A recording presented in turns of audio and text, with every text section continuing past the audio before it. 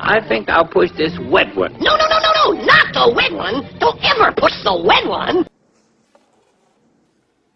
The wed one. Hello, my baby. Hello, my honey. Hello, my ragtime gal. Sonny, you kissed my wife. Baby, my heart's on fire. Another action figure from the Hasbro Marvel Legends series, part of the Kingpin Build-A-Figure set.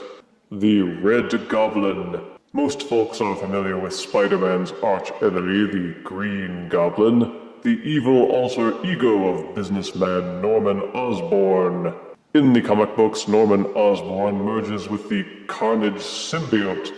You following all this? A living skin layer which turned him into the Red Goblin because, you know, the symbiote was red. And this is the figure in his representation in plastic. The box is typical for a Legends figure, with the figure visible through the plastic window. Duplicate character art on either side of the box. And on the back, a profile shot of the figure with his short bio reading, "When Norman Osborn merges with the Carnage symbiote, he becomes the villainous Red Goblin." Below you can see a list of the other figures that are part of this set, and what Build-A-Figure Kingpin should look like once you've got all the pieces assembled. Let us now open this box and review the Red Goblin. Out of box, Marvel's Legends Red Goblin comes with a symbiote splatter accessory and a matching pumpkin bomb accessory with cool white shades. And this is the Red Goblin action figure itself. It's well detailed and well painted, and a strong representation of the comic book character. I was hoping that the jaw was articulated, since the gaping, toothy mouth was almost half the menace of the comic book character when he was drawn. He is stylized to resemble the Green Goblin in terms of his head shape, with the long ears, pointy nose and chin, and the tapered back to the head.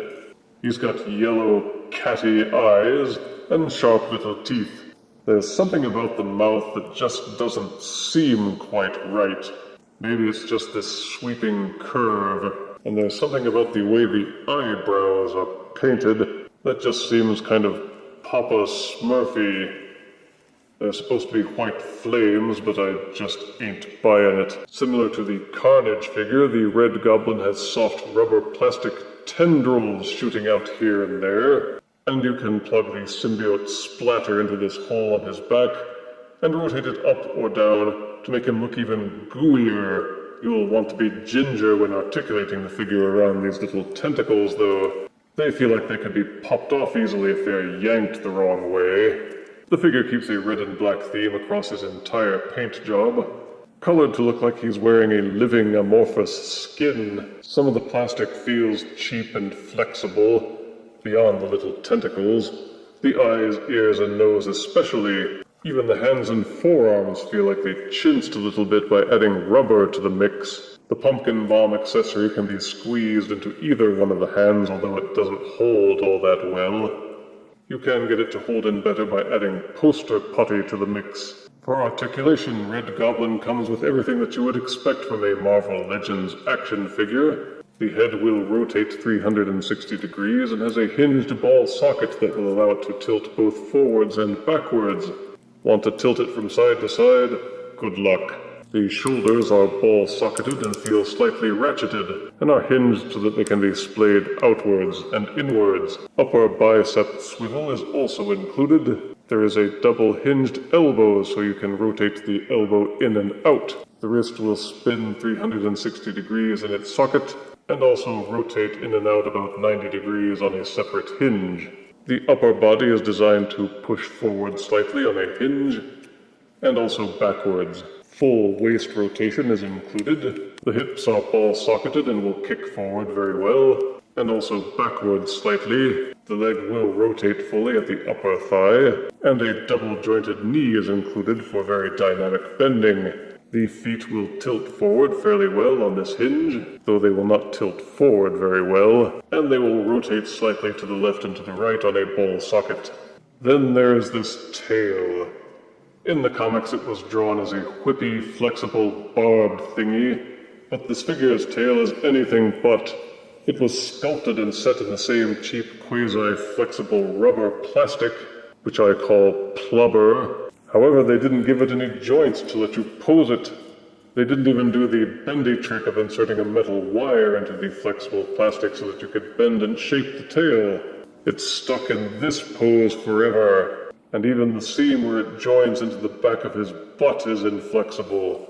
It won't even rotate. They squandered a nice opportunity there. The only good thing that can be said is at least they posed it in a way that lets you use it as a kind of brace to keep him from falling backwards. So you can get a decent range of motion out of Red Goblin, and put him into some nice poses. You can even pose him on some of the Goblin glider accessories from the other figures. Yes, this makes him look a lot better.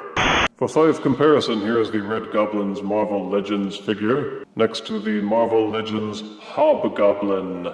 Here is Marvel Legends Red Goblin next to Marvel Legends Green Goblin. And here is Marvel Legends Red Goblin next to Hemoglobin.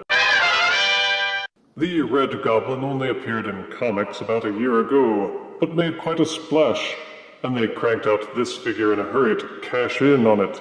Despite the rush, they seem to have done as good a job with this as they do with any of the other Legends figures. Positives are good sculpting, clean paint applications, and a fearsome appearance. The plug-in tendrils were a nice touch, along with his shady pumpkin bomb. Negatives are that he has no glider accessory. The tail is inflexible and static, and gets in the way of some of the posing capability. The head has a weird, indented look from the front, and an articulated jaw and tail would have been great ideas that they could have pulled off but didn't. I give the Marvel Legends Red Goblin figure 7 out of 10 deaths. For a small price, I can install this little blue button to get you down. If you refuse me, honey, you lose me, then you'll be left alone, oh baby, tell them all, and tell me I'm your own.